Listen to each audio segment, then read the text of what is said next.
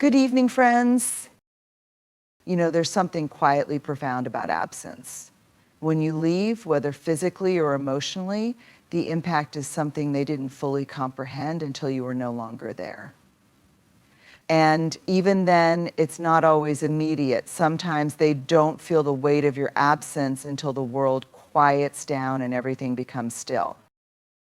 When you leave, people don't just lose your physical presence, they lose the unspoken energy you brought into the room, the familiarity of your voice, the rhythm of your laughter, the way your eyes would light up when something mattered to you. It's a subtle shift at first, almost imperceptible, but then it begins to settle in. The absence doesn't just echo in the places you once were, it reverberates in the silence of the spaces between the moments. The room feels different now, colder somehow, as though it's missing a piece of its own heartbeat. They start to notice all the little things, the way your absence leaves a gap in conversation, how the world feels a little quieter without your presence to fill it. It's as though the space you once occupied has suddenly grown too large, and no matter how hard they try, they can't seem to close it. The laughter doesn't sound as joyful without you there to share it, and the conversations feel incomplete, lacking a certain depth that only you could provide. It's in these moments when the mundane becomes too much to bear that the weight of absence becomes undeniable. They might find themselves reaching for their phone only to remember they can no longer hear your voice on the other end. They may try to talk about their day, but there's no one to listen in the way you used to. It's in these small, quiet moments of realization that they begin to understand just how much of a void you've left behind. The absence doesn't always feel like a clear-cut thing. It's not just an empty chair or a vacant space in the room. It lingers in the corners of their mind, in the quiet thoughts they didn't know they had until you were no longer there. They realize how much of their routine, their habits were built around your presence. And now, without you, the familiar rhythm of their day feels offbeat, awkward, incomplete. The emotional weight of this loss doesn't show itself all at once, but rather settles in slowly, gently, like the quiet descent of dusk, until the realization is inescapable. At first, they may try to ignore it, filling the space with distractions, new people, new routines, new activities, but no matter how much they try to replace what's gone, nothing seems to fill the hole left behind. There's a nagging sense that something important is missing, a piece of the puzzle that no one else can quite fit. The absence is not just felt in the big moments, but in the quiet spaces, in the small details where your presence used to be. And as time goes on, they begin to realize that the weight of your absence is something they can't simply will away or fix. It's not something they can erase with time, because the truth is, your absence has changed them. It's reshaped their sense of what's important, what's missing, and what they now long for. The weight of that realization isn't just heavy, it's transformative. And even though they may not have recognized it at first, they now understand just how deeply your presence impacted their lives in ways they couldn't have fully known until you were gone. When someone realizes you're gone, guilt and regret often settle in like a heavy fog, clouding their thoughts and filling their chests with an overwhelming sense of remorse. It's not just about the big moments they missed or the major mistakes they made, but the small, everyday things that they never paid enough attention to. It's the conversations that never happened, the words they never spoke, the apologies that never came, and the love they never fully expressed. These things begin to haunt them in the quiet of their minds, replaying over and over again, like an endless loop of missed opportunities. The weight of guilt often comes from the things they said or didn't say. Perhaps there were moments when they could have offered more kindness, more patience, or a listening ear. But in those moments, they didn't see it for what it was. The urgency of the moment was clouded by their own distractions, by their own ego or insecurities. Now, looking back, they realize how much those missed moments matter, how small gestures could have made all the difference. The guilt is in the realization that they may never get the chance to fix those things, to speak the words that should have been spoken, to act in ways they know they should have. Regret also comes in the form of what they failed to understand. The signs were there, but they didn't read them, didn't acknowledge them in the way they needed to. It's the realization that they didn't truly understand you, or perhaps they thought you would always be there, taking your presence for granted. They took your patience, your love, your support as a given, never realizing the depth of your need to be seen and heard. Now, with your absence, they're left with the painful truth that they could have been better, that they should have been more aware, more attuned to your needs. There's also regret in the times when they let pride or fear get in the way, when they couldn't bring themselves to make that first move toward reconciliation or healing, when they were too afraid to speak their truth or too stubborn to admit they were wrong. Those moments of pride now feel like bars on a cage, keeping them trapped in their own inability to make things right. The regret is not just about the distance it created, but about the time wasted, the time that could have been spent building something stronger, something more meaningful. They realize too late how much those moments matter, how much the effort to bridge the gap could have changed the outcome. And then there's the deep regret about how they made you feel. The moments when they unintentionally hurt you, dismissed you, or ignored the very things that made you who you were. The words they said in anger, the actions they took in frustration, the silence they offered in times when you needed connection, they all come back to them now clear as day. They wish they could take back the times when they were too busy or too distracted to see your pain, to recognize that you needed something from them that they never gave. Regret and guilt intertwine, each feeding the other, creating a suffocating weight that seems impossible to shake. As they think about how things could have been different, they begin to question themselves, could I have done more?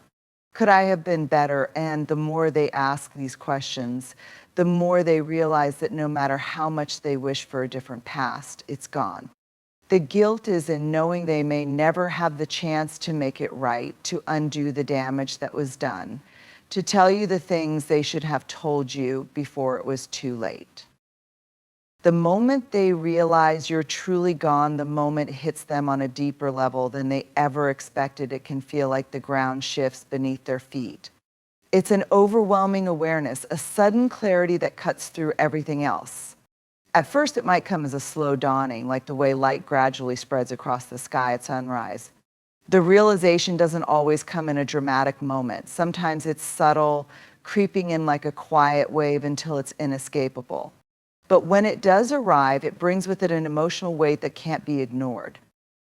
It's not just the absence of you, it's the awareness of the distance that has grown between you and them.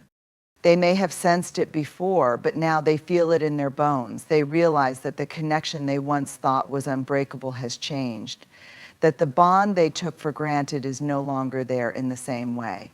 In this moment of realization, they see the truth, and it often feels like a sudden shift in the world around them. It's like a veil is lifted, and the things they ignored or pushed aside become clear as day. The gap between you and them, the emotional disconnection that once seemed small, now looms large, a canyon that can't be crossed. What's even more difficult for them to accept is the realization that you're not coming back, not in the same way, not with the same openness or trust. They see now that something was lost, perhaps without their knowing, and it's no longer something they can just pick up where it was left off. The thought that the door may have closed forever hits hard, especially if they never fully understood how much was at stake when they let things drift or slip. The realization forces them to come face to face with the truth that what they had with you can never be replicated, not because it was necessarily extraordinary in every way, but because it was uniquely theirs. The space you occupied in their life, the way you shaped their experiences, is something no one else can replace. In the silence that follows this realization, they're confronted with their own role in how things turned out. They may never have fully acknowledged it until now, but they see the ways in which they may have neglected you or the ways they weren't present when you needed them. There's no escaping the truth now, no denying that they played a part in the unraveling of the connection, and that realization often comes with a deep sense of shame. The awareness that they could have done more, could have been different, becomes almost unbearable. But even in the pain of it, there's a kind of awakening and understanding that this moment is a chance for growth, even if it's painful and even if it comes too late. For some, the power of realization doesn't come in a single moment, it comes over time like a long, slow burn. Each day, they feel the absence more deeply, and each day, the weight of what's lost becomes more clear. They remember moments, conversations, gestures, things they took for granted, things they never fully appreciated until they no longer have access to them. The realization expands, almost as if it's consuming them, forcing them to reflect on their own behaviors, choices, and failures. At its core, the power of realization is a reckoning and emotional awakening to the truth that things have changed, that you've moved on in ways they didn't anticipate or fully understand. It's a moment of clarity, yes, but it's also a moment of emotional devastation, as they are forced to face the fact that they can't undo what's been done. And yet, in this moment, there's also an opportunity for reflection. The power of realization, though painful, is the first step in understanding, in growth, and perhaps in the painful journey of learning to live with what's been lost. There's a quiet weight that rests in the things left unsaid. In relationships, it's often not the words spoken that leave the deepest marks, but the words that are held back, the things never communicated, the truths left unexpressed. The moments when you wanted to speak, to share what was in your heart, but didn't let those become heavy over time, creating a silent space that only grows larger the longer it's left empty. It's the things you should have said but didn't, the feelings you tucked away because it felt easier or safer or because you feared the vulnerability it would require. When you leave, those unspoken words begin to haunt the spaces you once shared. They aren't just memories of things never said, but a growing, unfillable silence that fills the air where your words used to be. The quiet becomes louder as the realization settles in that the conversation never happened. The apology never came, the confession left unspoken. These are the things that linger long after you're gone: unanswered questions, unspoken fears, and unshared love. In those moments, the unspoken becomes just as real as the spoken, perhaps even more so, because they are the things that carry weight without ever making a sound. What's harder to come to terms with is that these words weren't just overlooked, they were avoided. Maybe there was fear involved, fear of rejection, fear of making things more complicated, or fear of opening up to a depth that felt too vulnerable. So instead of speaking, they stayed silent. The truth is, those unspoken words accumulate, becoming a barrier between the two people. Each unsaid word builds a wall, brick by brick, making it harder to cross, harder to connect. And when they realize you're gone, that wall feels like a towering presence, something they can never break down now. Sometimes it's not even about things that were left unsaid in anger or conflict. Sometimes it's simply the little things, the affection not expressed, the gratitude that went unspoken, the appreciation you silently carried in your heart but never voiced. It's the quiet love, the moments when you wanted to say, "I see you," or "I'm grateful for you," but those words remain trapped within, never finding their way to the surface. It's the things that should have been said in the moments that pass by too quickly, the things that, in hindsight, you wish you had said before it was too late. What makes these unspoken words even more powerful is the fact that they are never truly forgotten. They may go unsaid in the moment, but they don't vanish into thin air. They linger in the back of the mind, replaying over and over again as time passes, becoming an emotional residue that never quite fades. They echo in the quiet spaces left behind, resurfacing with the memories of what could have been, of the conversations that were never had, of the connection that could have deepened if only the words had found their way out. As the realization of your absence settles in, these unspoken words become more vivid, more pressing. They are no longer just quiet thoughts. They become ghosts haunting the person left behind. They find their way into the silence in the moments when they wish they could reach out and say the things they should have said. But those words now are lost to time. The chance to speak them has passed, and all that remains is the echo of what could have been shared, of what could have made all the difference if only it had been spoken aloud. When you leave, the fear of loneliness creeps in, subtle at first, but slowly it begins to take root. It's not just the absence of someone to talk to or to share experiences with, it's the emptiness that settles deep inside, a sense of isolation that stretches far beyond physical space. It's the realization that in many ways they had come to rely on you, on your presence, your words, your support. You had become a constant in their life, a point of stability, a connection that kept them grounded. And now that you're gone, that anchor is missing, leaving them to drift in an unfamiliar emotional sea. The fear of loneliness isn't just about being alone in the traditional sense. It's the loneliness that grows in the absence of emotional connection, the kind of connection that once felt effortless, the kind that filled their days with meaning. Without you, they feel exposed, unmoored, unsure of where they belong or who they can turn to.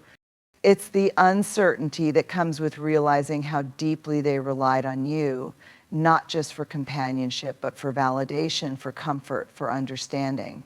The silence left behind feels overwhelming, like a heavy weight that presses on their chest, making it harder to breathe, harder to think clearly. In the quiet, their mind begins to wander, conjuring worst-case scenarios.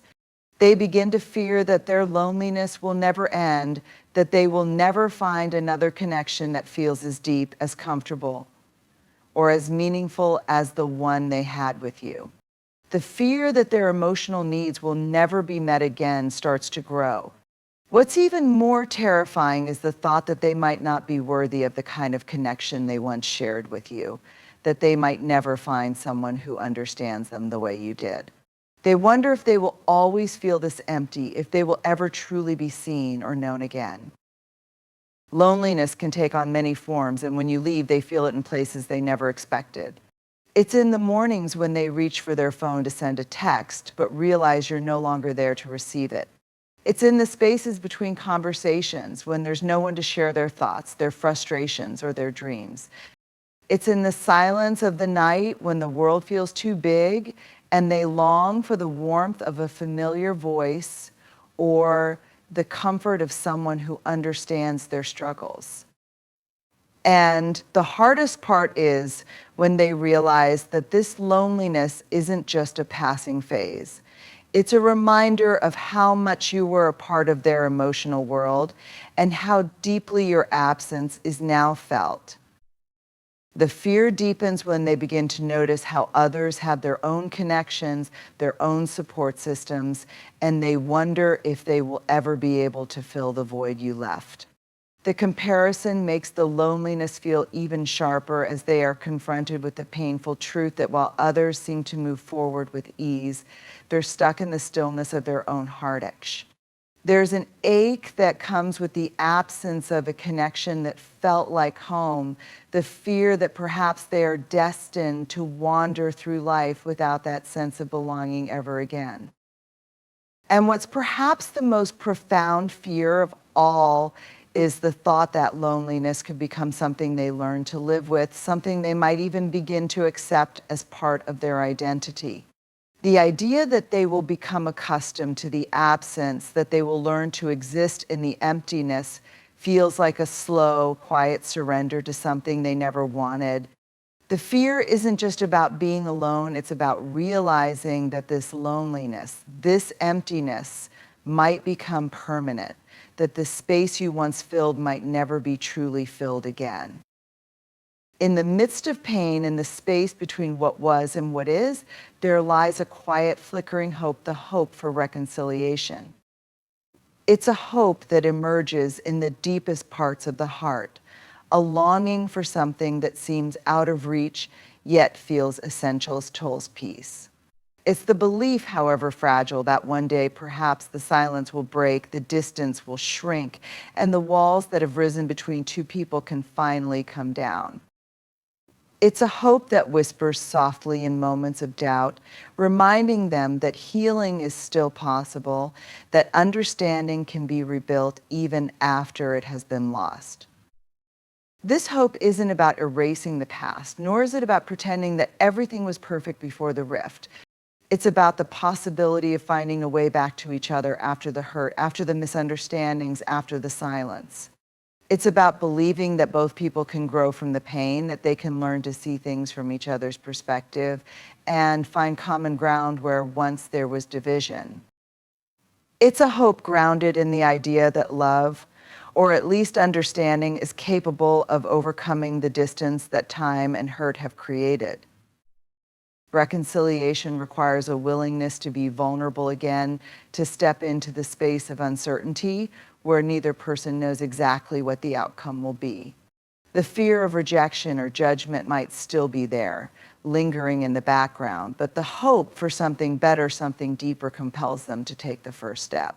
It's about allowing themselves to be open to the possibility that the other person may still be willing to meet them halfway, to offer a second chance, to restore what was broken. It's the delicate balance between courage and fear, knowing that even though there are no guarantees, there is the potential for something meaningful to emerge.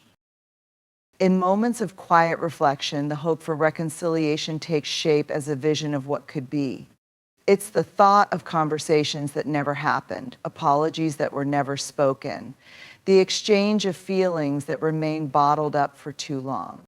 It's the hope that one day these things can be said not out of obligation, but out of a genuine desire to heal, to mend what was torn, to restore a sense of connection. There's a longing for forgiveness, both for what was done and what was left undone, a yearning to release the weight of regret and replace it with something lighter, something more whole. The hope for reconciliation isn't just about finding each other again. It's about finding peace within themselves, about forgiving themselves for the mistakes they made, for the things they didn't do, and for the ways they contributed to the divide. It's an internal process just as much as an external one, a realization that they must first reconcile with themselves before they can even begin to rebuild what was lost. In this way, hope for reconciliation becomes a path to healing, not just for the relationship, but for the person too. Even when it feels impossible, even when the distance feels insurmountable, this hope remains stubborn and unwavering. It's the quiet whisper that says, maybe there's still a chance, maybe we can still find a way back to each other. It's the belief that even the most broken pieces can be mended, even if the scars remain. It's the understanding that reconciliation doesn't mean erasing the past, but accepting it and moving forward with a new understanding, a new perspective, and a renewed sense of connection. And yet, with all this hope, there's also the acceptance that reconciliation cannot be forced, and sometimes it cannot happen at all. It's a humbling truth, but the hope remains, not as a guarantee, but as a possibility, a small light that keeps the door open, even when the path seems unclear. This hope doesn't demand an outcome. It simply asks for a willingness to try, a willingness to believe that in time, healing and understanding can grow from the deepest wounds. In the end, reconciliation is not about undoing what's been done. It's about recognizing the power of what we can do moving forward. It's about accepting that the road to healing may be long and uncertain, but it is always worth the effort. We carry within us the ability to mend what's broken, to rebuild what we've lost, and to embrace the imperfections that make us human. The fear, the regret, the loneliness, they may never fully vanish, but they can coexist with hope, with understanding, and with the possibility of a new beginning. The key is to never lose sight of the fact that even in the silence, there is the potential for a new conversation. Even in the distance, there is the possibility for a new connection. And even in the moments of despair, there is always a flicker of light, reminding us that healing is possible. And that reconciliation, though sometimes difficult, is always worth striving for. So let us move forward with open hearts, ready to speak the words we've left unsaid, ready to heal the wounds we've allowed to fester, and ready to build a future where understanding and connection are no longer distant hopes, but lived realities.